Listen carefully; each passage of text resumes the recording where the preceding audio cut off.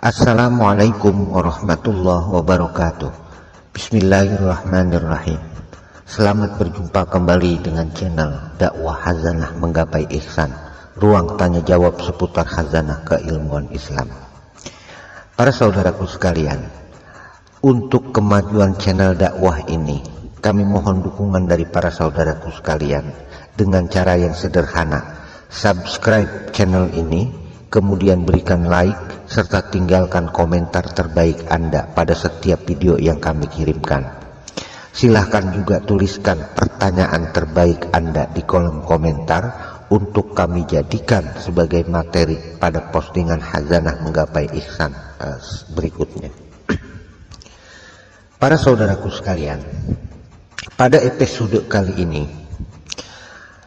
tim kami berhasil menyimpulkan satu pertanyaan terkait dengan masalah bentuk ibadah, ya, di mana ibadah tersebut realitanya di tengah-tengah umat ada yang hidup dan ada yang hanya dilakukan sekedar formalitas. Para saudaraku sekalian, realitas yang terjadi di tengah umat menunjukkan adanya kesungguhan dalam menjalankan ibadah secara lahiriah. Sholat, puasa, dan berbagai amalan lainnya, semuanya tampak terjaga dan sangat sesuai dengan aturan syariat, ya.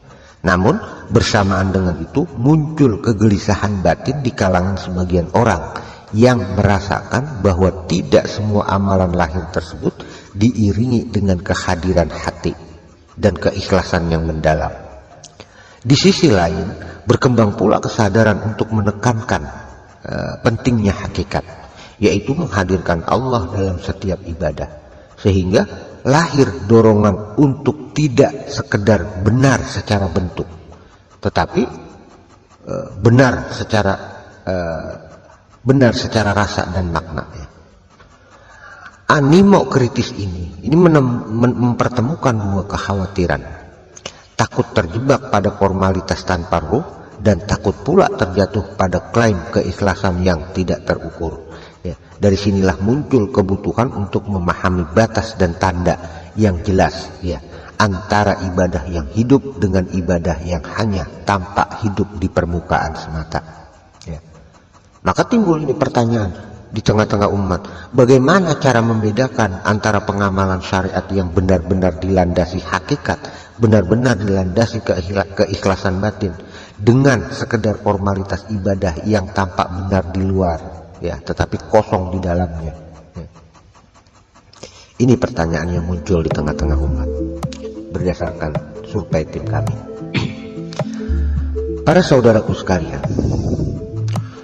untuk menjawab hal ini perlu diketahui bahwasanya membedakan antara pengamalan syariat yang hidup, yang dilandasi hakikat maksudnya, dengan sekedar formalitas lahiriah semata, pada dasarnya bukan pertama-tama dilihat dari bentuk amalnya, melainkan dari jejak yang ditinggalkan amal itu sendiri di dalam hatinya.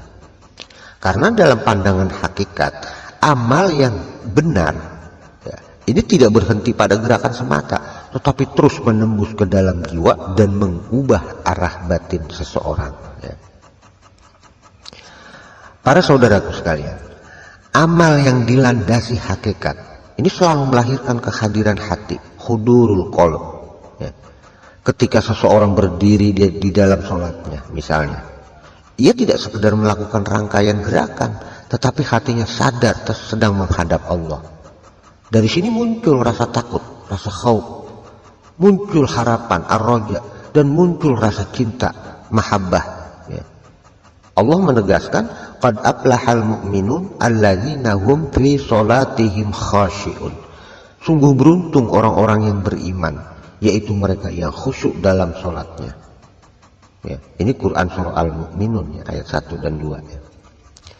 Para saudaraku sekalian, khusyuk di sini adalah wilayah hakikatnya. Ia tidak tampak secara kasat mata, tetapi terasa dalam batin. Ya. Maka tanda pertama dari amal yang hidup adalah ia menghidupkan rasa diawasi oleh Allah, rasa muraqabah. Sebaliknya, formalitas ibadah ini justru seringkali ditandai dengan kelalaian hati. Gerakan dilakukan, tetap hati mengembara kemana-mana, dan setelah ibadah selesai tidak ada perubahan batin yang berarti pada dirinya. Allah bahkan memberi peringatan keras, fawailul lil musallin, maka celakalah orang-orang yang sholat, alladzina hum an sholatihim sahun, yaitu mereka yang lalai dari sholatnya. Ini disebutkan dalam Quran surah Al-Ma'un ayat 4-5. Para saudaraku sekalian, dalam dimensi hakikat, lalai bukan berarti meninggalkan sholat. Itu sudah jelas ya, bagi orang-orang yang meninggalkan sholat. Tetapi sholat tanpa jiwa, ya. Jasmaninya melakukan, tapi jiwanya tanpa kesadaran. Terlihat bentuknya, namun tidak ada kehadiran hati di dalamnya. Ya. Ini itu yang dimaksud orang yang lalai pada dasarnya, secara halusnya. Ya. Jadi lalai dalam perspektif hakikat, ya. Yaitu seperti itu, di mana zohirnya, jasmaninya melaksanakan, tetapi batinnya justru tidak menyadari. Itulah lalai, ya. Fawailul lil musallin dalam perspektif hakikatnya. Kemudian ukuran yang kedua adalah niat, ya. Niat yang terus hidup sepanjang amal, ya. Rasulullah Shallallahu Alaihi Wasallam bersabda, innamal a'malu binniyat, sesungguhnya amal itu bergantung kepada niatnya. Ini hadis riwayat Bukhari dan Muslim, ya. Namun dalam perspektif hakikat, ya, niat itu bukan hanya di awal. Ya. Ingat, bukan hanya di awal, ya. Melainkan harus terus dijaga hingga akhir. Maksudnya disadari, ya. Amal yang dilandasi hakikat ini akan terasa ringan dari riya, terasa ringan dari ujub. Kenapa? Karena ia tidak mencari penilaian makhluk. Sedangkan formalitas seringkali diam-diam mengharapkan pengakuan meskipun tidak diucapkan. Kemudian tanda yang ketiga apa? Yaitu dampak setelah ibadah itu sendiri. Amal yang hidup ini akan meninggalkan bekas. Hati menjadi lembut, lebih takut bermaksiat, dan lebih rindu kepada Allah. Allah berfirman, inna sholata tanha anil fahsya'i wal munkar. Sesungguhnya sholat itu mencegah dari perbuatan keji dan munkar. Quran surah Al-Ankabut ayat 45 disebutkan seperti itu. Para saudaraku sekalian, jika seseorang rajin sholat tetapi tidak menjauh dari kemunkaran, ya, maka dalam perspektif hakikat, dalam dimensi hakikat, sholatnya itu belum menembus hati, masih berada di permukaan syariat. Para arif billah ini menegaskan, ya, sebagaimana disebutkan oleh Al-Imam Al-Ghazali, ya, beliau menjelaskan bahwa ibadah memiliki lapisan. Ada yang hanya sah secara hukum syariat, sah, benar karena sudah sesuai. Ada yang diterima dan ada yang mendekatkan, ya. Sah secara hukum ini ada yang diterima dan ada yang mendekatkan.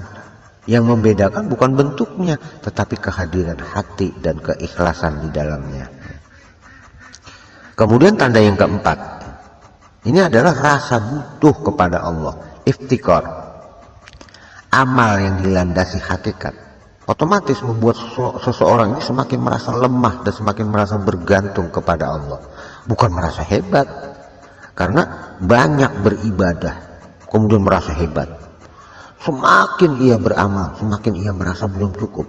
Sebaliknya, ibadah-ibadah yang dilakukan hanya sebatas formalitas semata, ini sering melahirkan rasa cukup, bahkan rasa bangga, ya, bahwa amalnya banyak, ibadahnya banyak, dan sebagainya. Ini merupakan tanda yang halus dari keringnya hakikat. Dan puncaknya, amal yang hidup akan menumbuhkan keikhlasan yang sunyi, di mana seseorang lebih tenang ketika amalnya tidak diketahui orang lain, dan justru gelisah jika dilihat karena takut tercampur riya.